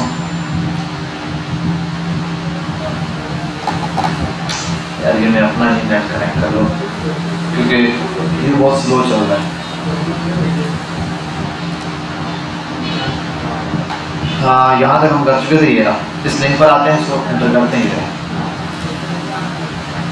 अब यहाँ आने के बाद इस पर मैं अपना क्लाउड का एक अकाउंट बना, जैसे ही आएंगे आप यहाँ, ये क्या है account.mongodb.com पर आप आ जाएं, account.mongodb, वरना mongodb के ऑफिशियल वेबसाइट पे आएंगे, वहाँ बोलेगा क्रिएट अकाउंट, साइन इन वाला, साइन अप वाला, वहाँ आप आएंगे, साइन अप कर सकते हो गिटहब से भी, गूगल से भी, वरना ईमेल एड्रेस वगैरह लिख के करो, तो आप सिंपल गूगल के अकाउंट से लॉग इन करेंगे। मैंने यहाँ क्लिक किया, मेरे गूगल के अकाउंट पर ये पूछ रहा है भाई किस अकाउंट से करना है, मैंने कहा इसी से कर दो, सिंपल। एक इस वेबसाइट पर आपने आकर अपने आप को ऐसे भेजे। अब ये है क्या, ये डेटाबेस मोंगोडीबी जो है ना, उसकी डेटाबेस की वेबसाइट है। यहाँ पे क्या होता है, जो बंदा आता है एक्सेप्ट करता है इसकी सारी चीजें, वो क्या कर देते हैं, उसको एक सर्वर पूरा प्रोवाइड कर देते हैं, डेटाबेस पूरी प्रोवाइड करते हैं। असल में होगा उसका भी सर्वर ही, उस सर्वर को ऐसा हम डेटाबेस यूज कर रहे हैं, उसकी डेटाबेस। अब यहाँ हम डेटाबेसेस क्रिएट करेंगे अपने लिए, एक से ज्यादा बना सकते हैं जितनी बनाना चाहें।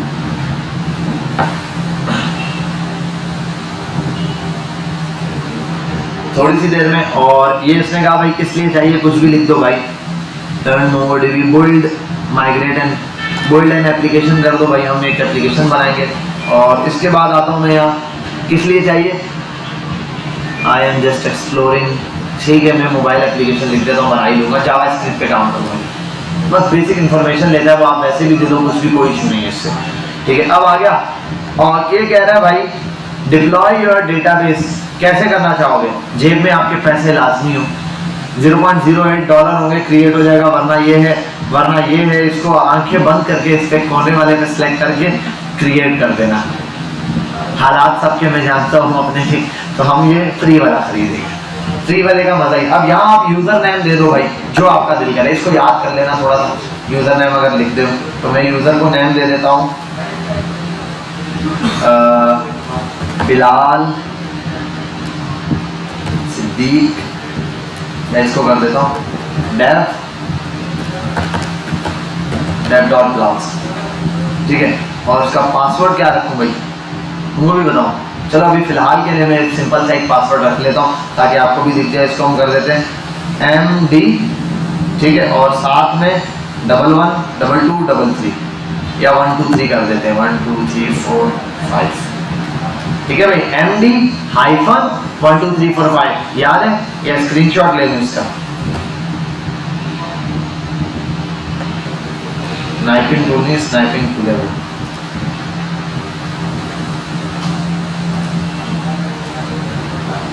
कहाँ याद रहते हैं ये, है ना, अरे सेव करने के बजाय ये कर दिया। और यहाँ आते हैं सेव एज, और अपने डेटाबेस में ही जाता हूँ, कहाँ है वो, मॉड्यूल 2, यहीं सेव कर लेता हूँ, मोंगोडीबी, एमडी कर दो। ठीक है भाई, ये मैंने सेव कर दिया अपने पास। ये करना है आपने, ये हो गया ओके। उसके बाद ये पूछ रहा है भाई क्या करना है, लोकल इन्वायरमेंट। जी भाई लोकल इन्वायरमेंट के लिए आईपी एड्रेस वगैरह मांगेगा, इसको बोलो भाई नहीं है, छोड़ दो, माफ कर दो। और एक और चीज देता है, वो क्या था, क्या चीज मिस कर रहा हूं मैं, अच्छा create user, sorry the user name is invalid, दे रहा है भाई, हाइफन लगा देते हैं। ठीक है भाई, यूजर नेम इनवैलिड था, डॉट के साथ हाइफन मैंने यूज किया इसके दरमियान, अब याद रख लेना जस्ट हाइफन है। हाँ भाई ठीक है, बहुत सुन लिया। लोकल होस्ट के लिए भी बना सकते हो, अभी मैंने कहा सीधा डेटाबेस के ऊपर, सीधा यहाँ पर क्या बना दी मैंने, एक डेटाबेस। अभी ये मेरे पास इस पर फिलहाल कोई भी डेटाबेस, तो ये तो मैंने यहाँ डिप्लॉय करने के लिए डेटाबेस इस पे अकाउंट बना ली है, लेकिन अभी मेरे पास 0 डेटाबेस है। क्या है, डेटाबेस अभी फिलहाल कुछ है नहीं। अच्छा ये क्लस्टर भी एक चीज है, ये याद रखना, ठीक है, एक वो .env और एक क्लस्टर। ये अभी हम जब काम करने बैठे थे ना डेटाबेस के ऊपर, फिर मैं आपको एक्सप्लेन करूंगा कि क्लस्टर क्या बन रहे हैं। एक क्लस्टर समझो, क्लस्टर यही एक्सप्लेन कर देता हूँ, ये है एक सिस्टम, ठीक है। क्लस्टर का मतलब होता है वहां आपको एक मिल गया सर्वर, वो जो आपको वहां सर्वर मिला है ना, वो आपका क्लस्टर है। देखो डेटाबेस का मतलब है एक हार्ड डिस्क जो चल रही है। अब हार्ड डिस्क जो चल रही है वो किसी सिस्टम में लगी होगी, अब वो सिस्टम क्या है, एक क्लस्टर है। तो यहां पर आपको क्या दे दिया है, क्लस्टर, जिसके अंदर हम क्या बनाएंगे, अपनी डेटाबेस क्रिएट करेंगे। ठीक है, बाकी इसको आगे जाके एक्सप्लेन करेंगे, इसमें काफी काम होता है, काफी चीजें हैं, वो हम डिटेल में इंशाल्लाह देखेंगे। अब आते हैं यहाँ पर और सिंपली आ जाता हूँ यहाँ पर। ये तो हमने देख लिया भाई, अब उसी के पास चलते हैं। अब देखते हैं भाई, ये तो अकाउंट बनाना था, उसने अकाउंट से आगे काम शुरू किया। मैंने अकाउंट तक आपको बताया क्या करना है भाई। ये कह रहा है यहाँ साइन इन वाइन इन कर लो, जो भी करो, after signing we have to create database, हमें डेटाबेस बनानी है। अच्छा यहीं पर आओ, कहीं दिया हुआ है क्रिएट डेटाबेस, कहाँ है भाई, ये रहा, बोला क्रिएट डेटाबेस, बोलो ठीक है क्रिएट करते हैं। वहीं आओ, पूछो भाई, जी सर वो कुछ कह रहा है, बोल रहा है how would you like to authentication your connection, आप ऑथेंटिकेशन को क्या कनेक्शन दोगे, ये उसने नाम बोला है, वो जो मैंने बना दी है। लोकल एनवायरनमेंट ये भी बना दी है, फिनिश। अब यहाँ पर आने के बाद मेरे पास एक ऑप्शन देगा, क्योंकि मैं ये बना चुका हूँ, ये मुझे यहाँ ऑप्शन देगा क्रिएट कर दो क्लस्टर। मैंने कहा हाँ भाई क्रिएट कर दो, फ्री वाला ही बोला है ना, फ्री वाला कहाँ है,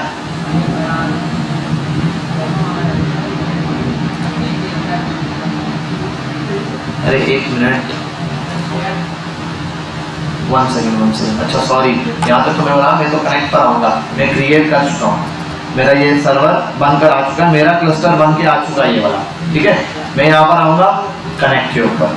अब कनेक्ट पर आने के बाद मेरे पास यहाँ पे बहुत सारी चीज़ें, कंपास दिया हुआ है, शेल दिया हुआ है, मोंगोडीबी V4 VS कोड अलग से भी आपके पास वर्जन है इसका, आप इनमें से कोई कंपास वाला यूज करना चाहते हो कंपास। मेन काम जो हमारा है, हमने इनसे कोई मतलब नहीं है, हम जो यहाँ पर आ रहे हैं उसका असल मकसद क्या है, ये मेरे पास क्लस्टर ऑन किया, इसके अंदर डेटाबेस बनानी है, यहाँ आता हूँ, मुझे चाहिए ये एक लिंक, ये एक लिंक MongoDB प्लस सर्वर, ये कॉलम, ये स्ट्रक्चर पूरा मैं आपको बताता हूँ अभी, जब हम वहाँ कोड पर जाएंगे ये स्ट्रक्चर समझाऊंगा। इस स्ट्रक्चर में बड़ी खास बात है, ये स्ट्रक्चर सबका ही सेम होता है, तकरीबन डेटाबेस का सेम रहेगा। वो कैसे, उसको समझ लेंगे। ये इसको करना है कॉपी, ये कॉपी हो गया, इसको कर दो बात। ये कॉपी करके क्या करें, यहाँ आओ और यहीं पर हम बनाते हैं कॉन्स, और बना दो डेटा, यहीं दे देता हूँ, उसने भी डेटाबेस नाम दिया हुआ तो मैं भी इसको यही नाम दूंगा, as it is database URL is equals to this। कुछ फर्क है, बस एक वेरिएबल बनाया जिसको मैंने कहा कि ये डेटाबेस का URL है। इस URL को 2-3 नाम देते हैं, कनेक्शन स्ट्रिंग्स भी कहते हैं, ठीक है, डेटाबेस कनेक्टिंग स्ट्रिंग भी कहते हैं, ठीक है, 2-4 इसके नाम है। ज्यादातर जो लोकल लैंग्वेज का यूज होने वाला वो होता है कनेक्शन स्ट्रिंग। लोग बात कर रहे थे, बोलते हैं यार वो डेटाबेस का कनेक्शन स्ट्रिंग दे देना, इसका मतलब होता है ये डेटाबेस का वो लिंक जहां से मैंने कनेक्ट करा, लेकिन अभी ये लिंक इनवैलिड है। अब आप बोलोगे इनवैलिड क्यों है, पासवर्ड यहाँ पे नहीं दिया हुआ, ठीक है, तो मैं यहाँ से ये पासवर्ड हटाऊंगा और जो पासवर्ड मैंने वहां लिखा था मैं वो लिखूंगा। MD हाइफन 1 2 3 4 5 यही दिया था मैंने, ठीक है। ये मैंने पासवर्ड दे दिया। यहाँ तक मैंने जैसे ये काम किया, अभी फिलहाल इस वेबसाइट पर यहाँ तक काम खत्म है। अब ये बता रहे हैं ये आप कॉपी करो, ये करो, ये आपने अपना पासवर्ड लिख लेना यहाँ पे। मैंने कहा ठीक है लिख लिया। इसने कहा इसको आप एक इसमें करो। अच्छा ये बोल रहे हैं .env की फाइल में रखो, जो मैं बोल रहा हूँ .env वाली फाइल, उसको स्किप किया हुआ है फिलहाल मैंने, क्योंकि अभी हम डेटाबेस पे तवज्जो देने चाह रहे हैं, .env पे नहीं। जब डेटाबेस समझ आ जाएगी फिर हम बोलेंगे चलो अब इसको थोड़ा अलग फाइल में करते हैं, इसको अलग फाइल में करते हैं, ये अलग काम है, तो उस हिसाब से करेंगे। अभी आते हैं यहाँ, इसने कहा भाई आपको कनेक्शन स्ट्रिंग तो मिल गई, अब आते हैं नीचे। अब ये थोड़ा कोड है, इसको पकड़ो। डॉट रिक्वायर वाली फाइल, मैंने कहा मैंने तो .env किया ही नहीं, उसको कॉन्फ़िगर करने की जरूरत नहीं। नीचे आ जाओ, कॉन्स्ट मोंगो स्ट्रिंग, ठीक है, बराबर है इस चीज के, इसने बराबर दी थी किसके, डेटा स्ट्रिंग के बराबर। लेकिन इसने ये जो स्ट्रिंग इसके बराबर दिया है, मैं इसको कॉपी करूंगा सेम एज इट इज और मैं यहाँ लाके पेस्ट कर दूंगा, ठीक है। इसके नीचे भी कर सकते हैं, मैं यहाँ आता हूँ नीचे, अब यहाँ से इसको पेस्ट करना, लेकिन मैं इसको ये हटा दूंगा, process.env हटाऊंगा। उसकी वजह है कि मैं env की फाइल बना के कर ही नहीं रहा, मैं इसको यहीं से यूज कर रहा हूँ। तो मोंगो स्ट्रिंग बराबर हो गया किसके, डेटाबेस URL के। चलो भाई हमारा तो ये कौन से MongoDB है वो डेटाबेस इसके बराबर हो गया। अगली चीज है, इसने कहा Mongo base connect Mongo string, mongos.connect, ये भी हम कॉपी करते हैं। अभी जस्ट कॉपी करो, लगाओ और सर्वर हमने वन टाइम डेटाबेस चला दी, ओके ठीक है भाई, कनेक्ट करा लिया। आगे इसने कहा एक और डेटाबेस बनाओ जिसका नाम दो mongos.connection वेरिएबल, मैंने कहा ठीक है ये भी बना देते हैं। इसका क्या काम होगा भाई, मैंने कहा सब्र करो, आगे चलते हैं। इसने कहा अब डेटाबेस के लिए दो चीजें बनाओ, एक ऑन और एक ये। मैंने कहा ऑन पर क्या करना है भाई, इसने कहा ऑन पे एरर आ जाएगा अगर डेटाबेस कनेक्ट नहीं हुई। मैंने कहा ठीक है ओके। आगे इसने कहा अब डेटाबेस वंस, एक और कॉपी करो। मैंने कहा ठीक है, क्या करना है, इसने कहा ये भी पेस्ट करो। इस पे क्या होगा, अगर डेटाबेस कनेक्ट हो जाएगी तो डेटाबेस कनेक्टेड बताएगा। अब डेटाबेस कनेक्टेड नीचे लिखा हुआ है, अगर पूरा कोड देखना है तो ये रहा, पूरा कोड ये रहा आपके पास A to Z स्टार्ट से लेके एंड तक। अच्छा अब आगे नीचे इसने राउटर शुरू कर दिया। अभी हमें डेटाबेस चेक की नहीं किए, राउट्स बनाएंगे इसके आगे जाके, ठीक है। पहले आते हैं यहाँ पर, इसको सेव करते हैं और हम चेक करते हैं कि हमारी डेटाबेस कनेक्ट हो चुकी है। यहाँ आते हैं और इस पर आते हैं, डेटाबेस कनेक्टेड, हमारी डेटाबेस क्या हो चुकी है, कनेक्ट हो चुकी है। इसको जरा डिलीट करता हूँ मैं, यहाँ आता हूँ और कंट्रोल C, अरे ये क्या कर रहा हूँ, CLS मैं लगाता हूँ नोड मोन server.js को चलाता हूँ। मेरे पास सर्वर स्टार्ट हुआ और थोड़ी देर बाद डेटाबेस भी क्या हो गई, कनेक्ट हो गई। अब मेरे इस एप्लीकेशन के साथ, मेरे इस सर्वर के साथ डेटाबेस कनेक्ट हो चुकी है। लास्ट टाइम मैंने आपको सर्वर बनाया, सर्वर को कनेक्ट किया था रिएक्ट एप्लीकेशन से, आज हमने इसको सिर्फ डेटाबेस को कनेक्ट किया है। बात समझ आ गई, क्लियर है। सिर्फ कनेक्शन आपने करना है, यहाँ से बहुत इजी है, सिंपल, यहाँ से कनेक्शन करते जाओ। ये एक एक चीज समझेंगे हम कि भाई ये डॉट क्या कर रहा है, ये कैसे कर रहा है। अभी तो जस्ट आपने देख लिया सिंपली कनेक्ट हो गया। यहाँ एरर में जो लिखूंगा मैं वो, अगर मैं इसको थोड़ा चेंज कर दूं,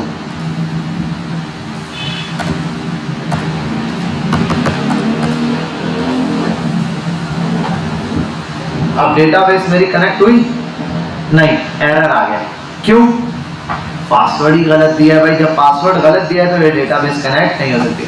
मैसेज एरर दे दिया, बैड ऑथेंटिकेशन फेल्ड, कह रहा है ऑथेंटिकेशन फेल्ड हो गया। इसका मतलब मैंने साइन इन वगैरह सही किया है, ठीक है। अच्छा अब आगे करते हैं, आगे चल जाते हैं, यहाँ पर आते हैं। पासवर्ड क्या था, 1 2 3 4 5 और इसको हटा देता हूँ, थोड़ा और चेंजिंग मारते हैं, सेव करते हैं। यहाँ आते हैं, CLS करते हैं, कंट्रोल C, CLS नोड मोन सर्वर तो चल चुका है, लेकिन फिर एरर आ गया भाई, फिर एरर आ गया मेरे पास। इस बार एरर क्या है, Mongoose page error, invalid scheme expected connection string to start. बोला भाई आपने जो स्ट्रिंग स्टार्ट की है वही सारी गलत लिखी हुई है, ये वो स्ट्रिंग ही नहीं है। देखो एरर ये खुद बता रहा है, डॉट एरर फेंकने की वजह ये कि पहला एरर क्या था, किस चीज का था, ऑथेंटिकेशन फेल थी, ईमेल और पासवर्ड गलत था, उसने बता दिया ऑथेंटिकेशन फेल है, क्योंकि वो वेबसाइट तक जाके लॉगिन करके कनेक्ट करवा रहा था, लॉगिन नहीं हो पाया तो उसने एरर दे दिया था। इस बार क्या हुआ, मैंने वेबसाइट का लिंक ही गलत कर दिया। उसने कहा भाई ये जो मोंगो का तुम लिंक दे रहे हो वो स्कीमा दे रहे हो वही इनवैलिड है। आपका हमारे पास जो आपका ये कनेक्शन स्ट्रिंग दे रहे हो ना, इसको देखो नाम भी दे दिया इसने, जो आपकी कनेक्टिंग स्ट्रिंग है, कनेक्शन वाली स्ट्रिंग उसी के अंदर है। बेटा यहाँ तक बात समझ आ गई, क्लियर है, किसी को कोई प्रॉब्लम? सब ने आज के दिन ये वाला मुझे डेटाबेस अपनी सेम टू सेम इस एक लिंक के साथ जाके कनेक्ट करवानी, सब ने सिंपली यहाँ से जाके कनेक्ट करवानी A to Z, जैसे मैंने कोड लिखा है। लेकिन करोगे खुद, जीरो से स्टार्ट करो। पूरा एक पेज है सर्वर डॉट पे जाके जीरो, अगर चाहो तो बिल्कुल नए फोल्डर में नए से सर्वर बनाओ, सीधा सर्वर जैसे करते हैं npm i करके उसके अंदर पैकेज चेक क्रिएट करो, सर्वर बनाओ, सर्वर के अंदर जो जो चीजें ऐड की नहीं रही तो सारी ऐड करो, ये सर्वर बनाओ। और MongoDB के अंदर डेटाबेस पे अच्छा एक बार एक बना लो आप क्लस्टर, आगे उसकी डिटेल बताऊंगा, वन टाइम लॉगिन हो जाओ। क्लस्टर एक ही बनेगा फ्री में, फ्री का एक क्लस्टर देगा, मतलब एक सर्वर आपको वहां पे फ्री मिलेगा, उसमें डेटाबेसेस आप कई बना सकते हो और उसकी लिमिट है 512 MB, ठीक है, 512 MB तक आपको फ्री देगा डेटा। बहुत है 512 MB का डेटाबेस, बहुत है, क्योंकि डेटाबेस के अंदर आप कभी वीडियो या पिक्चर ये वाला नहीं सेव कराते, आप वहां सेव कराते हो लिंक्स, URLs वगैरह, ठीक है। ये जो URL वगैरह आप सेव करा रहे हो इसके लिए तो बहुत है, आपकी हजारों कोड ऑफ लाइंस की जो फाइल 1 MB की भी मुश्किल से जाके बनती है, 1 MB 2 MB की फाइल, तो उसके लिए अभी फिलहाल के लिए आपके पास ये बहुत बड़ा डेटा है, ठीक है। मैं इसको याद रखता हूँ सेम और इसको प्रॉपर करता हूँ, पहले सेव करता हूँ और यहाँ आता हूँ Control+C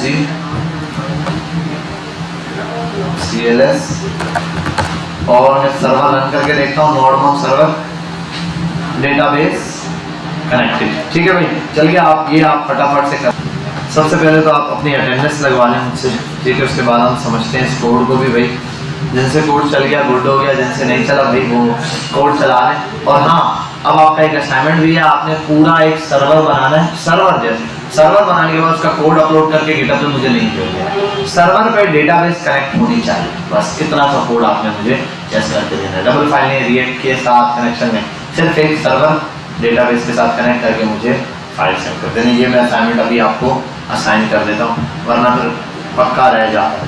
हम आते हैं शीट्स पर, और क्या है भाई, कौन हो आप लोग? मॉड्यूल 2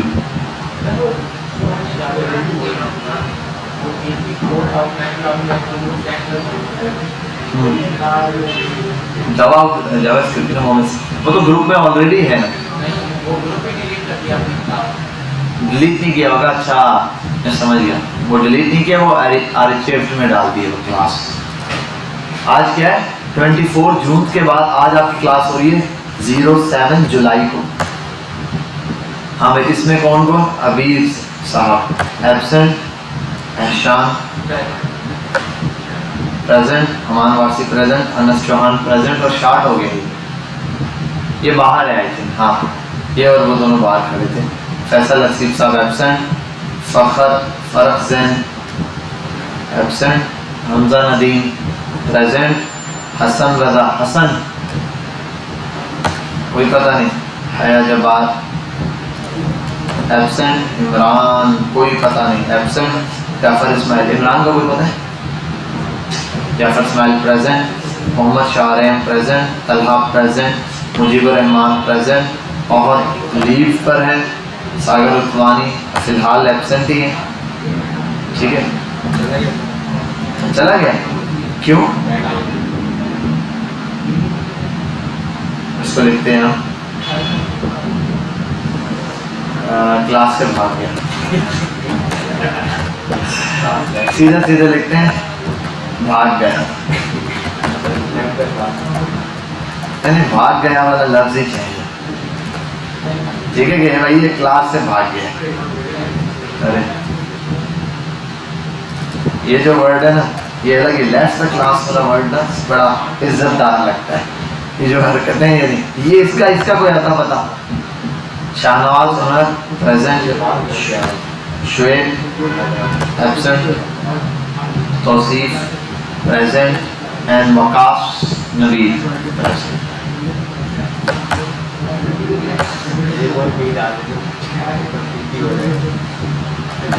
ठीक है भाई, क्लियर है यहाँ तक? अब हम देख लेंगे जो भी है। अब हम जरा इस डेटाबेस पे आते हैं और थोड़ा सा इस डिप्लॉयमेंट को समझ लेते हैं। ठीक है, यहाँ आते हैं और ये पहले तो क्या किया है भाई, क्या लिखा है, ये इस कोड को जरा समझते हैं डिटेल के अंदर।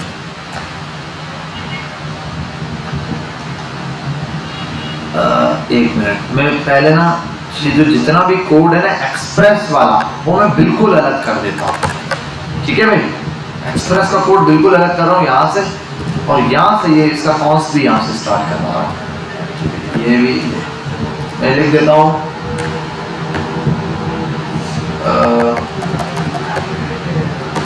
mongoose code started from here। ठीक है भाई, from here started। mongoose का कोड जो है हमने यहाँ से स्टार्ट कर दिया, मैंने ये लिख दिया यहाँ पर ताकि हमें समझ भी आ जाए। ये कोड मैं आपको दे भी दूंगा। सबसे पहले है const mongoose is equals to require mongoose। ये सिंपल वही काम किया मैंने, इंपोर्ट वाला काम। अब जाहिर सी बात है, अगर थर्ड पार्टी एप्लीकेशन कोई आपको इंस्टॉल करनी होती है तो वो डायरेक्ट तो नहीं चलती, उसके लिए क्या करना पड़ता है, इंस्टॉल करना पड़ता है। तो इसका मतलब जो आपने एक चीज करनी थी फॉर दिस, इसके लिए मैं यहां कर देता हूं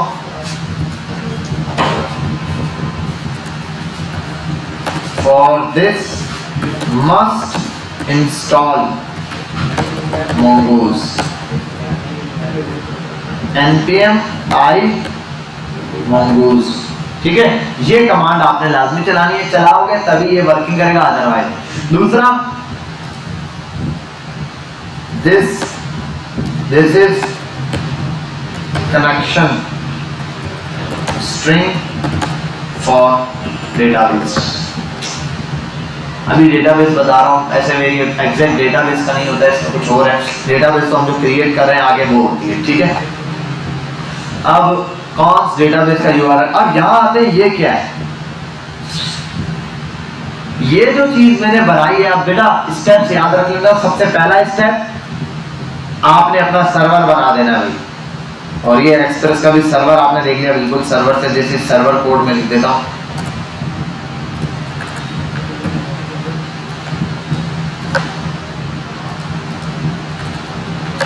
सर्वर कोड स्टार्टेड,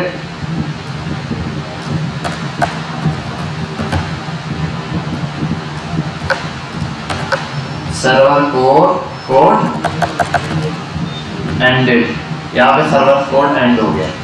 अब mongoose का mongoose डेटाबेस कोड यहाँ से स्टार्ट हुआ है। ठीक है अभी, और अब इसके लिए स्टेप्स है भाई कुछ। पहला, for this must install mongoose, जो कि npm i का हो गया। ठीक है, टर्मिनल के अंदर आपने mongoose इंस्टॉल करना है, तब जाके हमारे पास ये वाला कोड क्या करेगा work. Step number 2, connection string आपने लाना है। ये कनेक्शन स्ट्रिंग आएगा कहां से, this you will find it in found it from your MongoDB account database।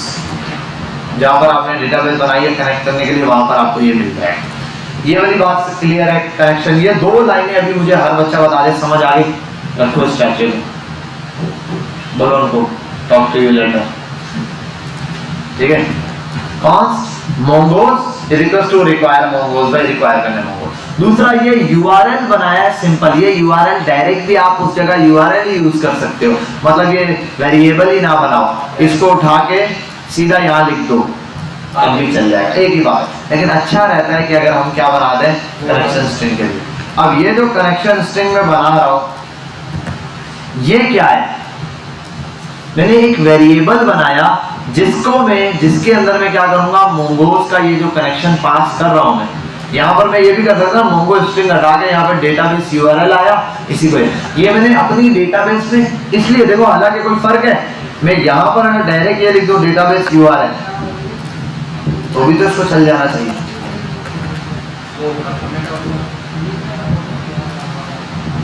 ऐसे नहीं, मैंने उसको वो कर दिया, Ctrl X कर दिया, कंट्रोल V हियर और ऐसे चलाऊं तब भी चल जाएगा। अब ऐसे चलाने से क्या होगा कि बस मुझे समझ नहीं आएगा। मैंने ये इसलिए बनाया ताकि मुझे पता चले ये वाला जो काम है ये डेटाबेस से जो यूआरएल है वो वाला है, और ये वाला जो है इसके अंदर मेरा कनेक्शन वाला स्ट्रिंग आ रहा है। अब वो स्ट्रिंग कहीं पर भी बड़ा यहाँ आ सकता है, हालांकि कनेक्शन स्ट्रिंग यहाँ पर नहीं लाते हैं, ये बनाते हैं हमने एक फाइल, मैंने बोला था .env के नाम से, वो बोला था ना फाइल बनाओ, इस फाइल को कोई नाम नहीं देते आप, सिर्फ लिखते हैं .env और इंटर।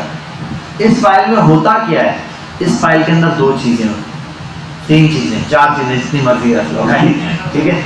अभी हमारे केस में दो चीजें इसके अंदर रखने वाली, एक ये जो पोर्ट है, पोर्ट नंबर यहां से आता है, और दूसरा यहां से हमारे पास कनेक्शन स्ट्रिंग आता है। वजह ये है कि जब मैं किसी, अब देखो इसके अंदर मैंने सब कुछ लिख दिया, कनेक्शन स्ट्रिंग में अपना ये पासवर्ड भी लिख दिया, सब दे दिया, सामने वाले को अगर मैं कोड दूंगा तो मेरा मोंगोडीबी का कोड चला जाएगा उसके पास, पासवर्ड ऐसा ही है।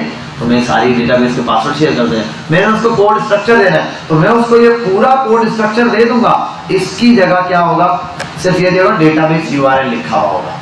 अब वो समझ जाएगा इसने इसको डेटाबेस यूआरएल को दिया, ये डेटाबेस यूआरएल मुझे खुद अपना डेटाबेस यूआरएल लगाना है, ठीक है। तो जो मेरा अपना डेटाबेस यूआरएल होगा, यानी कि जहां पे मैंने डिप्लॉय करना है, मैं वो लगाऊंगा, तो एक बना बनाया कोड रहेगा स्ट्रक्चर, और आपका ये फाइल यहाँ पे .env वाली फाइल होगी, क्योंकि जब गेट इग्नोर में जब करते हैं ना आप लोग यहाँ, तो यहाँ पर आप गेट इग्नोर में मुख्तलिफ फाइल है, यहाँ पर आप ये भी करते हैं .env, इस फाइल को भी गेट में इग्नोर करते हैं, इस फाइल को भी गेट में पुश नहीं करते। खैर यहीं तक है एनवायरनमेंट की फाइल, इसको हम कल इसका कोड देखेंगे, प्रोसेस के थ्रू इसको कैसे हैंडल करवाते हैं। अभी करूंगा 3-4 लाइनें और पढ़ जाएंगी, फिर आपको वो कोड भी समझने में प्रॉब्लम होगी, लेकिन यहाँ इसका काम था तो मैंने इसलिए बता दिया कि ये हमने अलग क्यों किया, ज़्यादा कोई कंफ्यूजन तो नहीं है, बस कितना बोलना चाह रहा हूँ कि कंफ्यूजन ना हो आपको।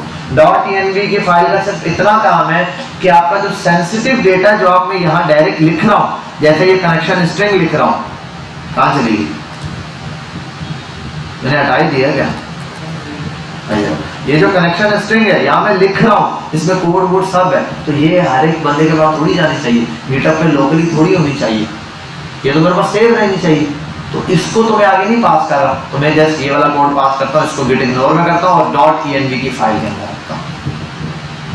.env की फाइल होती है क्या है, एनवायरनमेंट वाली फाइल होती है, इसका काम ही ये होता है आपके बेसिस पर जितने आपके पासवर्ड हैं, सेंसिटिव डेटा हैं, वो आप यहाँ कोई सेंसिटिव की वगैरह है, कोई पासवर्ड है, ठीक है, इस टाइप की चीज़ें आप यहाँ सेव करा लेते हैं। सिंपल आप यहाँ कोड लिखते हैं, जो भी लिखना है आपने वो जैसे सेव कराते हैं वो उस तरीके से नॉर्मली आप यहाँ सेव करा लेते हैं।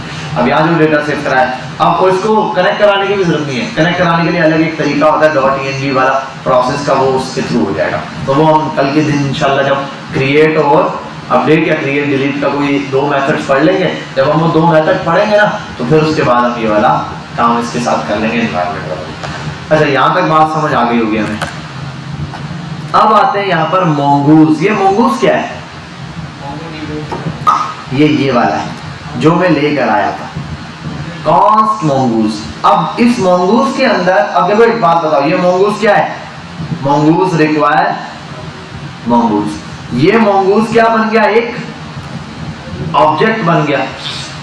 इस मोंगूज के अंदर ये पूरा मोंगू आ गया, क्योंकि इसके आगे क्या लग गया है, डॉट। इसके आगे डॉट लगा तो पता चला, जैसे इसके आगे डॉट लगा तो पता चला तला ने दोबारा मोबाइल उठा लिया।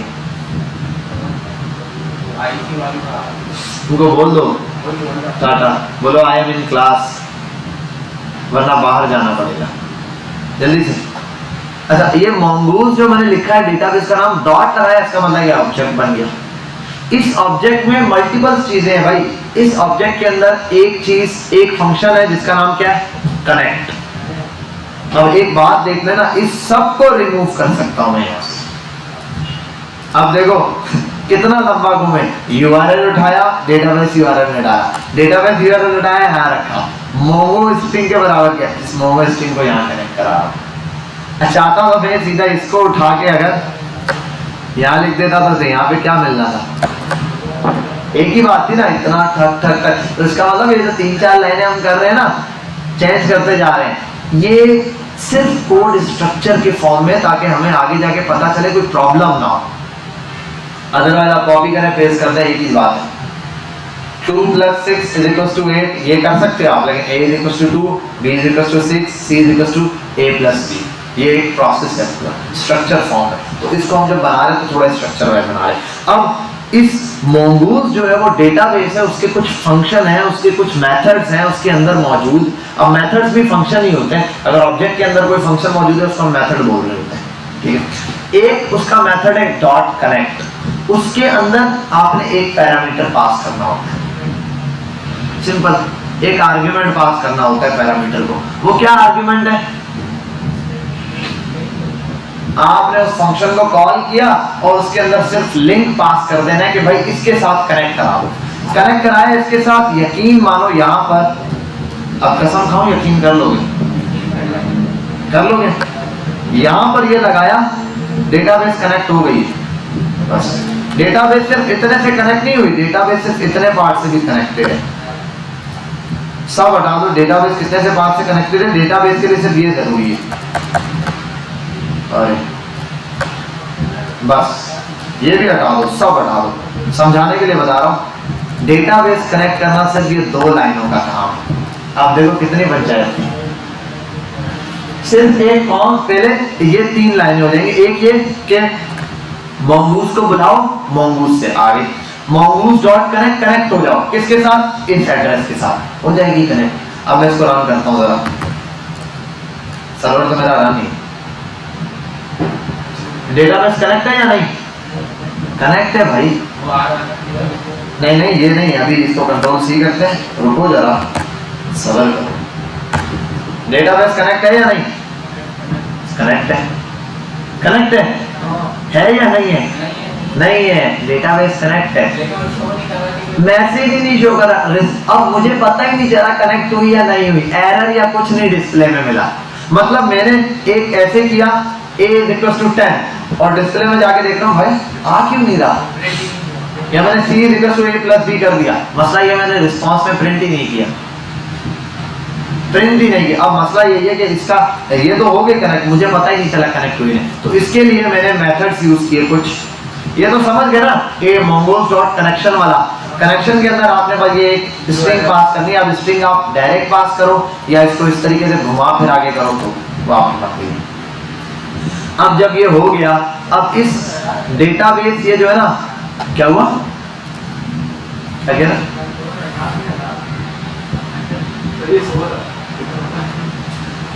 सो रहा है वो आजकल जा रहा है बेचारा, सॉफ्टवेयर हाउस कोड लिख के देख के पक गया होगा, है ना? पक तो नहीं गया कोड देख के इतना। अच्छा अब यहाँ देखो बेटा, एक बड़ी, ये सब तो ओके। अब एक 2 चीजें, एक mongoose में एक कनेक्शन था, एक वैल्यू है जिसका नाम है mongoose डॉट कनेक्ट, और एक और जिसके अंदर क्या पास करना होता है, लिंक, और एक और ऑब्जेक्ट है इसके अंदर mongoose डॉट कनेक्शन। अब mongoose डॉट कनेक्शन, ये जो कनेक्शन है ना, ये खुद भी एक ऑब्जेक्ट है। ये कैसी बात होगी, ये ऐसी बात होगी, देखो a = दिस, इसके अंदर मुख्तलिफ है, जैसे मैं बोल रहा हूँ b बराबर है एक फंक्शन के, ठीक है, ये कॉमा, फिर c और बराबर तो होता नहीं, कॉलन होता है, सॉरी। अब यहाँ आ जाओ, c कॉलन और c बराबर है एक और फंक्शन के, हो सकता है ना d बराबर है, लेकिन एक ये भी तो हो सकता है c में हमारे पास क्या हो, ये एक ऑब्जेक्ट हो सकता है। अब अगर मैं इस ऑब्जेक्ट के अंदर इसको कॉल करना चाहता हूं, मैं लिखूंगा, ये ऑब्जेक्ट के अंदर ही कॉल कर रहा हूं मैं, या a डॉट, इस कोड को थोड़ा सा समझना है आपने, मैं लिखूंगा a डॉट b, तो आगे फंक्शन लिखना पड़ेगा ऐसे। और अगर यहाँ पैरामीटर b है, c या d या बिल्कुल बोलते तो लिंक, तो यहाँ URL देना पड़ता है, ऐसा ही है। और अगर मैं c को कॉल करता तो होता a डॉट c। अब अगर c के अंदर कोई वैल्यू है बिल्कुल नेम, तो यहाँ पर क्या था, c डॉट नेम, और हो सकता था इसके अंदर नेम ना हो, इसके अंदर क्या होता, इसके अंदर एक फंक्शन हो सकता था, कैसे के, जैसे मैंने बोल दिया c डॉट abc, d के अंदर क्या है, एक फंक्शन हो सकता था। तो अगर इसमें फंक्शन होगा, मैं करता हूं डॉट, अब इसके फंक्शन का नाम क्या है, d, तो डॉट डी और डी में अगर पैरामीटर होता तो यहाँ पैरामीटर पास कर देता। बेटा यहाँ तक बात समझ आ गई, क्लियर है? ये यही काम हम अभी ऊपर कर रहे हैं।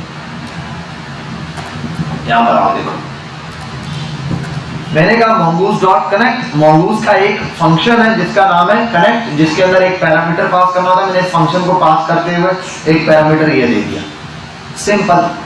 अब यहाँ पे क्या हुआ, mongoose डॉट कनेक्शन भी एक, mongoose के अंदर mongoose के ऑब्जेक्ट में कनेक्ट अलग चीज है और कनेक्शन एक अलग चीज है। कनेक्शन क्या है? कनेक्शन एक ऑब्जेक्ट है, समझ गए बात?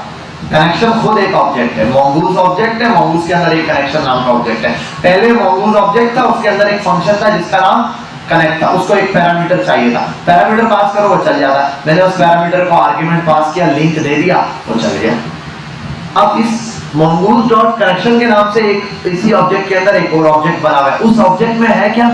उस ऑब्जेक्ट में क्या हो सकता है? उस ऑब्जेक्ट में हो सकता है डॉट ऑन, ठीक है, डॉट वंस। अब मसला ये मैं बार बार ये लिखूं, बार बार यहाँ पे ना जैसे डेटाबेस मैं लिखता mongoose डॉट डेटा और mongoose डॉट कनेक्शन और उसके बाद डॉट ऑन लिखता, फिर यहाँ पे भी लिखता mongoose, बार बार mongoose डॉट कनेक्शन और फिर डॉट वंस, तो इससे परेशान होता। मैंने कहा भाई इसको मारो गोली, इसको भी मारो गोली।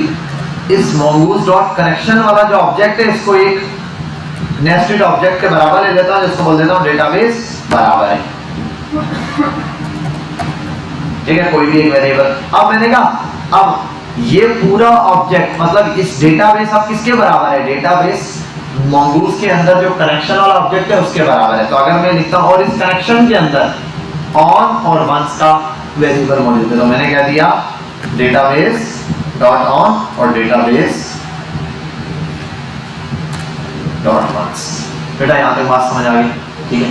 डॉट ऑन और डॉट वंस कोई बड़ी चीज नहीं है, ये दोनों भी एक किस्म के फंक्शन है। इनके अंदर एक कॉल बैक फंक्शन लगता है, फंक्शन के अंदर फंक्शन। देखो mongoose ये रहा, इसको यहां से ये करता हूं ऑन और इसको, अब ऑन को देखो जरा, ऑन में क्या है? mongoose dot connection dot on, on के अंदर क्या है? एक फंक्शन है। इस और ये ऑन का फंक्शन क्या करता है? ये एक कॉल बैक फंक्शन लेता है और एक आर्गुमेंट लेता है।